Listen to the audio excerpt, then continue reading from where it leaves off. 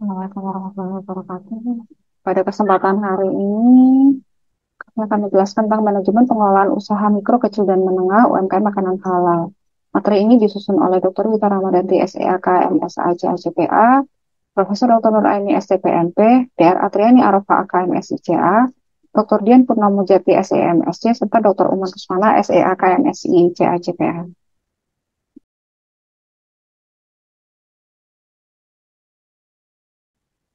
Materi yang akan kami bahas adalah yang pertama adalah sistem jaminan produk halal, yang kedua adalah pengetahuan bahan dan proses produk halal, yang ketiga adalah perencanaan keuangan usaha makanan halal, yang keempat adalah pemenuhan kewajiban perpajakan untuk UMKM, yang kelima adalah akuntansi di UMKM.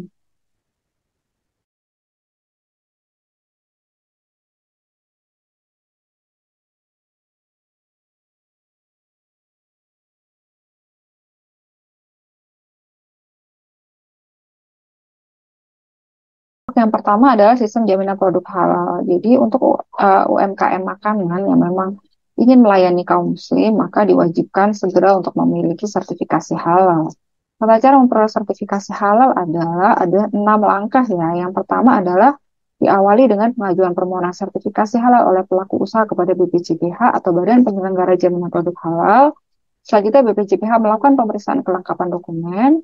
Kemudian yang ketiga, pemeriksaan dan atau pengujian kehalalan produk dilakukan oleh LPH atau Lembaga Pemeriksa Halal.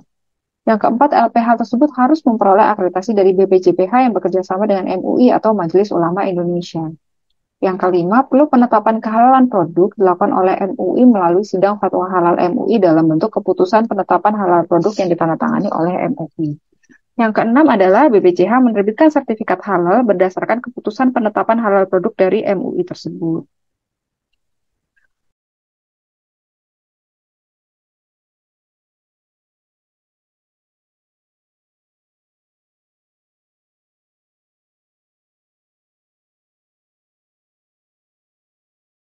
Materi selanjutnya adalah pengetahuan bahan dan proses produk halal. Di sini bahan halal dalam dikelompokkan dalam beberapa hal. Yang pertama yaitu berdasarkan proses produk halalnya, kemudian pengelompokan bahan berdasar asalnya, serta identifikasi titik kritis sebagai tahapan atau bagian dalam rangkaian proses produksi yang menjadi penyebab masuknya bahan haram atau najis ke dalam produk. Proses produk halal adalah rangkaian kegiatan untuk menjamin kehalalan produk meliputi penyediaan bahan, pengolahan, penyimpanan, pengemasan, dan pendistribusian penjualan dan penyajian produk. Kemudian produk halal adalah produk yang telah dinyatakan halal sesuai dengan syariat Islam.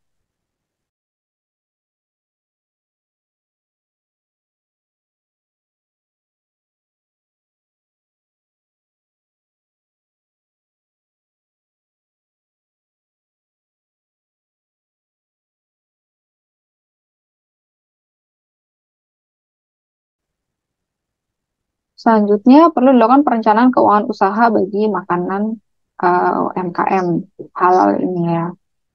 Jangan sampai sudah susah-susah mendapatkan sertifikat halal hanya setahun 2 tahun, kemudian usahanya berhenti begitu ya. Maka diperlukan perencanaan yang baik. Misalnya yang pertama adalah ada 7 langkah di sini. Yang pertama adalah mengidentifikasi biaya variabel dan biaya tetap. Biaya variabel adalah biaya yang terkait langsung dengan banyaknya unit produk, sedangkan biaya tetap adalah biaya yang jumlahnya tetap tidak bergantung pada unit yang diproduksi. Biaya modal seperti pembelian alat produksi tidak dimasukkan dalam perhitungan ini. Analisis titik impas atau break-even point atau BEP merupakan analisis minimal unit yang terjual dan atau rupiah yang didapatkan dari hasil penjualan produk agar penjualan yang ditanamkan kembali. Yang ketiga, diperlukan juga perencanaan target penjualan adalah perkiraan berapa barang yang harus terjual agar minimal dapat mencapai titik impas serta berlanjut sehingga usaha berkembang. Karena kalau usaha kita bagus begitu ya, tapi kita tidak menyediakan barang yang cukup untuk terjual, jadi akhirnya pendapatannya jadi berkurang begitu. Atau orang pesan tapi kita tidak ada, barangnya tidak tersedia gitu. Kemudian diperlukan juga perencanaan kebutuhan dana untuk merangkum kebutuhan menjadi kelompok bahan baku, peralatan dan mesin, serta biaya operasional lain, sehingga mudah untuk mengajukan permintaan dana kepada investor atau mitra usaha. Kemudian diperoleh analisis periode pengembalian modal untuk mengetahui pada bulan atau tahun keberapakah suatu usaha akan mulai menghasilkan uang masuk lebih dari uang modal yang dibayarkan. Kemudian dibutuhkan prediksi arus kas masuk dan arus kas keluar dibuat untuk melihat rencana terinci uang masuk dan keluar berdasarkan target penjualan yang telah dibuat dan kelompok biaya yang direncanakan. Analisis tingkat pengembalian investasi, return on equity atau ROE untuk melihat rasio keuntungan atau laba yang diperoleh terhadap modal yang ditanamkan.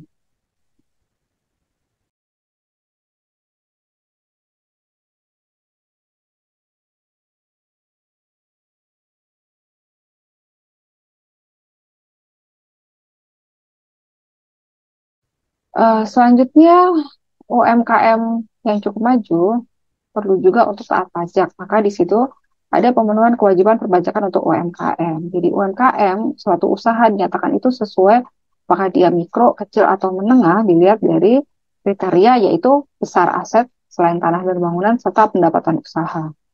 Nah, pajak UMKM itu memiliki kebijakan atau yang berbeda dengan pajak yang diterapkan pada perusahaan besar gitu ya. Antara lain pembebasan atau pengurangan pajak, penyederhanaan administrasi, serta pemberian insentif berupa pembebasan dari sanksi pajak dan denda. Misalnya gitu ya.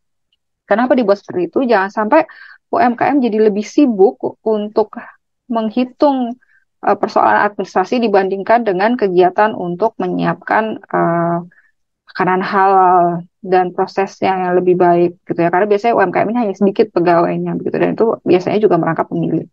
Namun demikian gitu ya, UMKM itu memang kebanyakan tidak memiliki badan hukum ya gitu.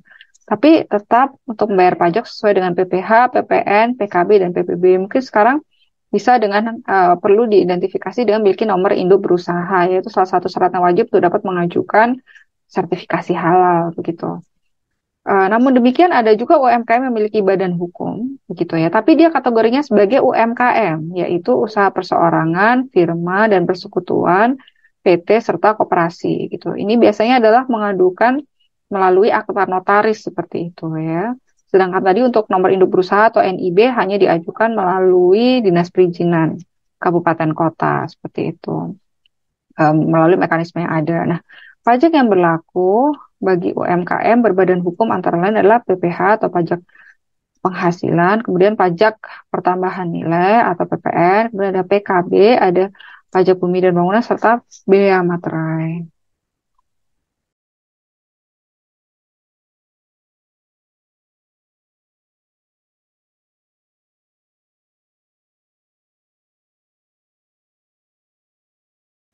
Nah, di sini juga kemudian ada akuntansi di UMKM.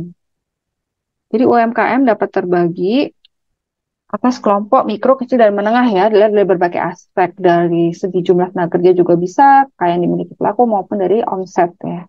Nah, UMKM umumnya belum memiliki sistem akuntansi yang memadai sebagaimana perusahaan besar. Dan UMKM ini menyusun akuntansi berdasarkan SAK, etap ya, entes serta akuntabilitas publik. Seperti itu. Nah, mengapa itu penting? Begitu, karena ibaratnya Anda tidak memiliki laporan keuangan, tidak ada catatan pendapatan dan beban, tidak memiliki catatan aset, kewajiban atau utang dan modalnya berapa gitu. Maka yang berlaku adalah salah satunya misalnya pajak begitu ya. Maka yang berlaku misalnya Anda memiliki penjualan 100.000 setiap hari, sebulan 3 juta. Maka dasar pengenaan pajaknya adalah dari 3 juta tadi. Sedangkan apabila Anda UMKM dan memiliki catatan pendapatan dan beban misalnya, Anda memang memiliki pendapatan 100.000 setiap hari. Tapi juga untuk membeli bahan-bahan baku dan lain sebagainya, Anda membutuhkan 90.000. Maka setiap hari sesungguhnya Anda hanya memiliki untung atau laba hanya 10.000. Maka 10.000 ini dikalikan 30, maka dasar pengenaan pajaknya adalah 300.000, seperti itu. Kemudian apabila Anda memiliki catatan yang cukup baik, itu juga cukup baik untuk mengajukan investor, kemudian untuk bantuan ke pemerintah, maupun untuk mengajukan kredit seperti itu. Maka sangat penting bagi UMKM untuk memahami akuntansi yang sederhana.